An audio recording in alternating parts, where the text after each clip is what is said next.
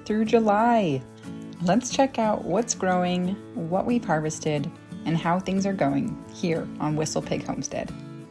First up is beans. We grew Cherokee yellow wax beans, same as last year. This year we planted about 30 linear feet of beans and harvested over 5 gallons, with more left on the plants. We lost a lot of beans to little hands and little mouths that just like a quick snack when playing outside, but we also lost some to those little feet trampling the bean plants. I think we also were not highly motivated to harvest them efficiently.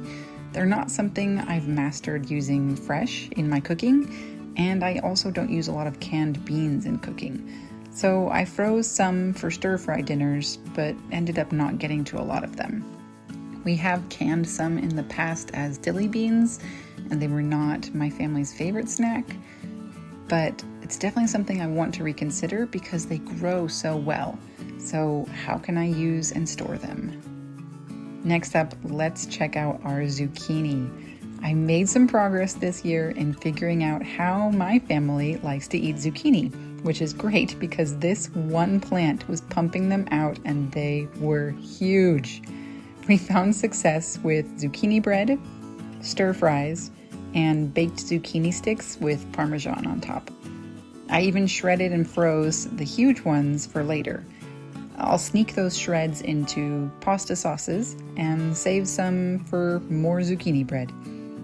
It's a good thing we got so many so quickly because a squash vine borer got to the zucchini plant and it is officially dead. Better luck next time. Moving over to the alliums, we've got garlic and onions. We got a great harvest this year. It was our first time growing both of these, and I've already fermented some onions and will be pickling and freezing more. I'm also going to try fermenting some of this garlic with honey. If you have ever tried that, let me know how you do yours in the comments. I'm also wondering if I should just chop and freeze some. The chickens are loving being out every single day right now. But speaking of the coop, we had a little bit of drama recently. I caught another black rat snake in the coop eating eggs. The bottom wires of our electric fence aren't electrified, so he can just slither right in, unfortunately. This has happened before, so I did what I did then, and I threw the snake in the creek. Don't worry, he can swim. He swam across and further down, but guess what? He came right back in a few days.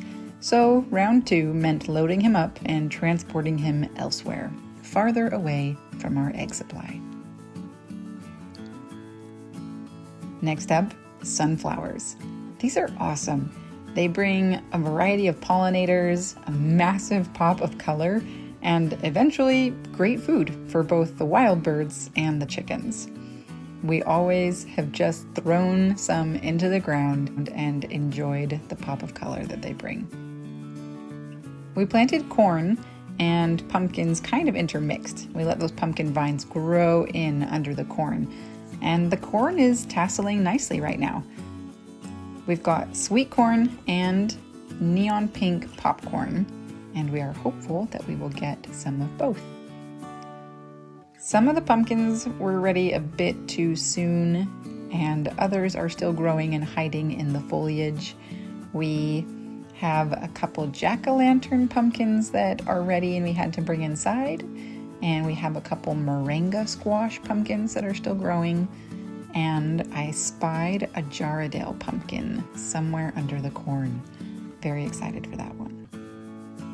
Checking on the sweet potatoes. Remember we planted that Puerto Rico variety? It turns out, contrary to what we were told, they're not actually a bush type. They are just a vining type. At least for us. I don't know what happened. But they, just like the other 2 varieties we have, are all vining. They are running wild, taking over. They're kind of having a battle with the pumpkins right now on who gets to grow into whose space. But we are really looking forward to that harvest. We had a great harvest last year and are hopeful for this year too. And the watermelons. We harvested our first crimson sweet watermelon. It was a little watery after all that rain, but still delicious on a hot afternoon. I'm excited to try the Clay County variety next. If you don't remember, that one is going to be yellow on the inside. As for the strawberries, they are completely done for the season. Time to break out the weed whacker and get them cleaned up for next year. Okay, let's talk tomatoes. My big experiment this year actually worked out. The plants that I pruned heavily produced fewer fruits, but those few were so much larger. We're talking Amish paste tomatoes much bigger than my fist. The other set of tomatoes that I did not prune have produced many smaller fruits. Some of the Romas were barely bigger than my thumb, more like a grape tomato than a paste tomato. Understanding this really helps me plan out my cherry tomato production next year and can help me minimize skins when I'm processing paste tomatoes. I'll probably prune moderately for small cherry tomatoes, but prune heavily for the paste and beefsteak tomatoes, getting the biggest ones possible, meaning less skins to process for paste tomatoes and just these big honkin' tomatoes for beefsteaks. I've frozen many tomatoes so far to turn into sauce, and I still have many more that are just waiting for me to light a fire under myself and make some salsa. Here's a twist. Our herb garden officially became a zinnia garden this year. Why? Because I just never got to planting the herb seeds. It's a bummer for sure, but there's always next year. And I do love me a good pop of zinnia color. Also, the chickens got loose here and ate every single piece of kale, but at least they left us the flowers. Okay, I've saved the best for last. Let's check out the infrastructure. This tunnel is made with hog panels, T-posts, and zip ties. It is huge, shady, tall, all the good things. You can see how prolific the birdhouse gourds are. We were not expecting that. And though they are lovely and fun, we definitely don't need this many. Maybe next year, just 1 or 2 plants. We also have growing in here some mini pumpkins, Armenian cucumbers, which end up longer than my forearm. They're technically a melon, but taste like a cucumber and they can pickle like a cucumber, and they like our hot and humid weather, so win all around. We've also got butternut squash and even a regular sized pumpkin or 2. The tomatoes we planted were a good idea in theory, but it turned out to be too shady for them. Next time, I think I would do all tomatoes on one side, or none, to just avoid the cucurbits outcompeting them. The chickens have tried to claim the tunnel for themselves, as it is one of the few shady spots in the yard. They've unfortunately found that they like eating anything within reach, but at least the tunnel is tall, so there will be some harvest left for us.